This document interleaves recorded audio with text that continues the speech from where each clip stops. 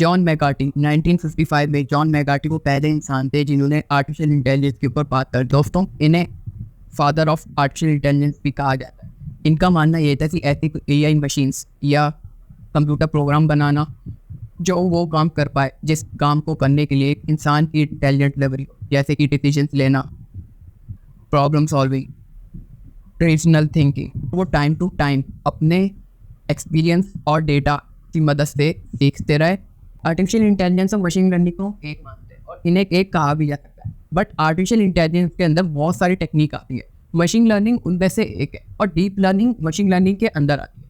अब machine learning और deep learning में हम डिफरेंस समझते हैं। मशीन लर्निंग में दोस्तों हम एज अ इनपुट देते हैं डेटा सेट और उसमें कुछ हम एल्गोरिथम लगाते हैं जिससे मशीन जो है वो ट्रेंड हो जाती है डिसीजन लेने के लिए और आइडेंटिफाई करने के लिए।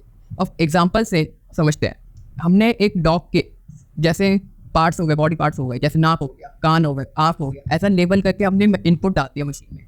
अब वो मशीन डेटा से खुद ब खुद फीचर को एक्सट्रैक्ट करके खुद ब खुद ट्रेड होगी और आइडेंटिफाई कर पाएगी कि हाँ ये डॉग है और वो प्रिडिक्ट भी कर पाएगी। अब मशीन लर्निंग में जितना ही बड़ा डेटा होगा उतना ही वो ट्रेड कर पाएगी और उतने ही बेटर रिजल्ट आएंगे। अब डीप लर्निंग का कॉन्सेप्ट अगर हम समझे तो डीप लर्निंग का आप ये देखो बेसिक स्ट्रक्चर, इसमें क्या एक इनपुट है लेयर और एक आउटपुट लेयर है और बीच में जो ये न्यूरॉन्स है, हिडन लेयर कहते हैं। अब जितने ही ज़्यादा मल्टीपल लेयर्स होंगे उतना ही ज़्यादा कॉम्प्लेक्स प्रॉब्लम सॉल्व कर पाएगा। अब इसमें न्यूरॉन्स का न्यूरल नेटवर्क का कॉन्सेप्ट है तो इसे इंसान के न्यूरॉन से भी कंपेयर किया जाता है।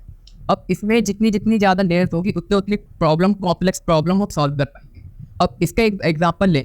अब पहले वाले एग्जांपल में हमने डॉग के फीचर वो डाले थे, नाक, आँख। अब इस वाले में क्या है, हमने पूरी फोटो डाल दी डॉग की और अब इसमें क्या है, जो मशीन है वो फीचर्स को खुद एक्सट्रैक्ट कर रही है फोटो से। पहली वाली में हमने ऐसा बताया था कि ये आँख है, मुँह है, बट इसमें हमने फोटो डाला और वो खुद ब खुद एक्सट्रैक्ट कर रही है क्योंकि इसमें बहुत सारी लेयर्स हैं यूज़ होती है और हम बना सकते हैं तो इसमें कॉम्प्लेक्स से कॉम्प्लेक्स प्रॉब्लम सॉल्व होती है। एग्जाम्पल और ले तो जैसे आपका फेस रिकॉग्निशन हो गया, उसमें हमने बहुत सारा डेटा डाल दिया इंसानों की शक्लों का और आउटपुट में वो कुछ भी न्यू फेसेस जनरेट कर सकती है डीप लर्निंग। आर्टिफिशियल इंटेलिजेंस में जैसे मशीन लर्निंग टेक्निक थी, अब इसके अंदर बहुत सारी आती है टेक्निक, जैसे नेचुरल लैंग्वेज प्रोसेसिंग हो गई, एक्सपर्ट सिस्टम, कंप्यूटर विजन। अब आपको एग्जांपल से समझाऊं, जैसे आपका सेल्फ ड्राइविंग कार हो गई, उसमें आपका कंप्यूटर विजन यूज़ होता है, मशीन लर्निंग यूज़ होती है और आपका जितने भी आपके वर्चुअल असिस्टेंट हो गए, चैटबॉट्स हो गए, सिरी हो गया, चैटबॉट हो गए, उसमें आपका machine learning, natural language processing use होती है।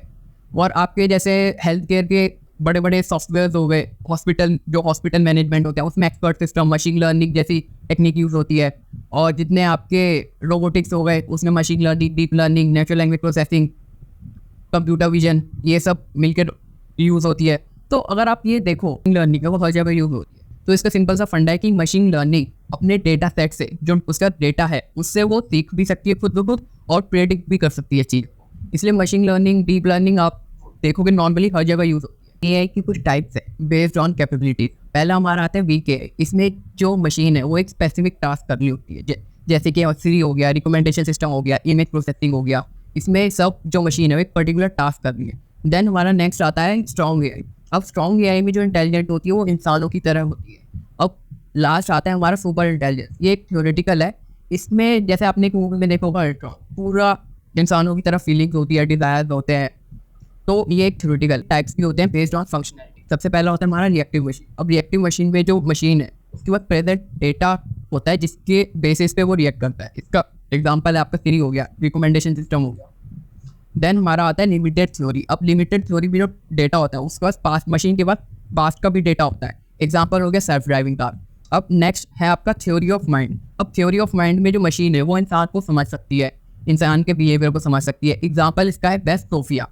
देन नेक्स्ट आता है हमारा सेल्फ अवेयरनेस। अब इसमें क्या है, जो मशीन है वो इमोशन समझ सकती है, डिज़ायर समझ सकती है और डिसीजन ले सकती है, पूरा एक इंसान की तरह सोच सकती है। इस पर भी काम चल रहा है और आने वाले सालों में मोस्ट प्रोबेबली इस पर भी ऐसी मशीन्स बन जाएंगी। सो इस वीडियो में इतना ही। अब कमेंट्स में ज़रूर बताइए कि आपको वीडियो कैसी लगी और आगे आप क्या एआई के बारे में जानना चाहते हैं, देखना चाहते हैं।